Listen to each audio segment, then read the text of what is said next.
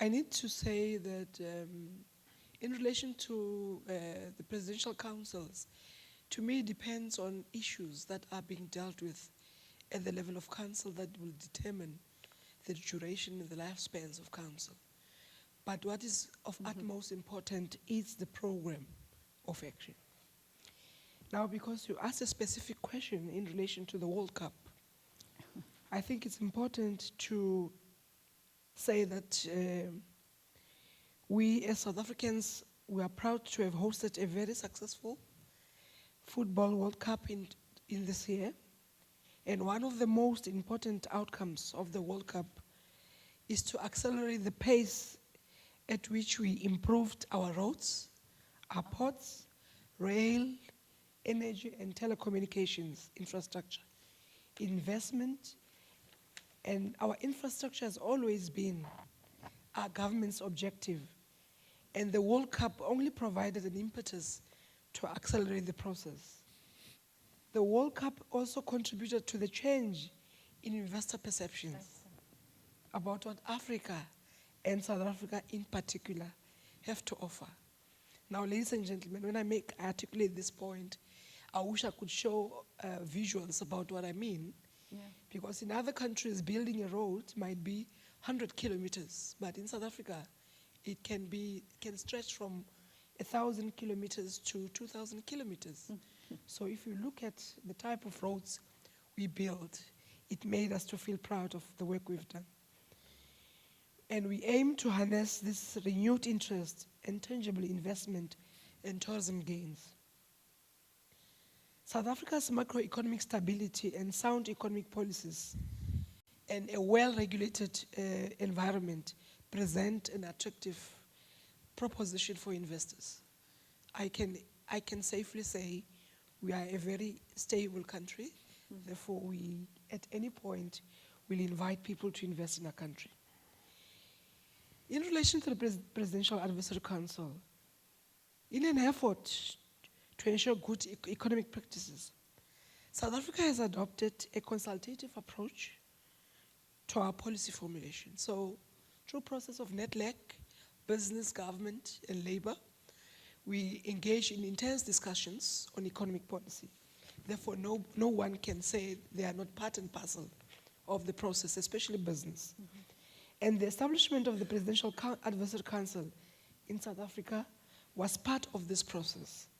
And one of the key recommendations of the Advisory Council was for South Africa to aim for an annual average economic growth rate of 6%.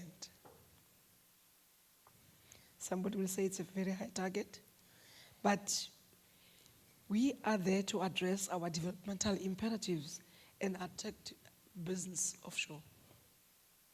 Therefore, our government has therefore set itself the target of having poverty by 2040 and achieving an average of 6% growth rate as our main important target. And now the question is, how is South Africa going to achieve the 6% economic growth rate? Ladies and gentlemen, we have recognized that to achieve 6% growth rate, we need to address constraints to our economic growth. Some of the constraints that we have identified and the initiatives that our government has undertaken to eliminate these constraints are the following. One, we are committed to improving the efficiency and capacity of our national logistics system so as to introduce the cost of doing business in South Africa. And I can make examples. For instance, we look at investment and commitment by Eskom to look at renewable energy and to look at existing infrastructure development. We look at key state-owned enterprises as key drivers. For instance, the IDC has packaged a lot of incentives for anybody who wants to do investment. Transnet, for instance, has committed to overhaul its infrastructure, the railway system, the ports, and so on, as part of this commitment to efficiency. Then the government has committed to spend 8% of South Africa's GDP in infrastructure rehabilitation and expansion. a process which has been accelerated by the successful 2010 FIFA World Cup infrastructure requirements. The role of our state-owned enterprises and investors is fundamental to this process. We have also strengthened the capacity of our competition commission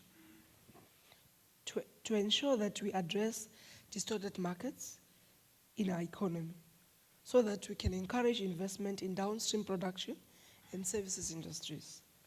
We have also adopted an industrial action plan, in short we call it IPAP 2, which have recognized the need to diversify industry, and we have placed emphasis on more labor-absorbing production and services sector, and the increased participation of historically disadvantaged people and regions in our economy, and will facilitate the medium-term and long-term industrial development in our country and in the continent at large.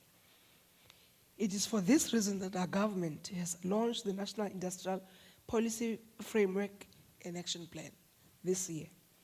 The key sectors that we have identified to spur our economic growth are automotives and components, plastics, pharmaceuticals, chemicals, clothing, textiles, I can go on, Chairperson. And within all these sectors, we have a package of incentives that will enable investors from all over the world to take advantage of the opportunities in South Africa. We have estimated that the implementation of our industrial policy will result in the creation of over 2 million direct and indirect decent jobs over the next 10 years. It will diversify and grow exports, build long-term industrial capability, grow our domestic technology, and catalyze skills development. To date, our government has allocated funds to support investment and production in the automotive components and clothing textile industries. In total, over $1 billion US have been allocated by our government over the next 3 years to incentivize investments in our key growth sectors. So I think people take advantage of these incentives and invest in our country. In relation to small business development, we also committed to the development of our small, medium, and micro enterprises, as these are the engines for our growth. Our focus is on facilitating access to finance for our SMMEs involved in agribusiness and other key sectors, as well as entrepreneurial skills development. And to achieve our goal of having unemployment and poverty by 2014, we are paying particular attention to the concerns of women, the youth, and the disabled, and ensure that they are mainstreamed into the economic process. And in conclusion, we in South Africa are well on our way to achieving our 6% growth target through our industrial policy action plan and other policies that are in place, and fiscal interventions.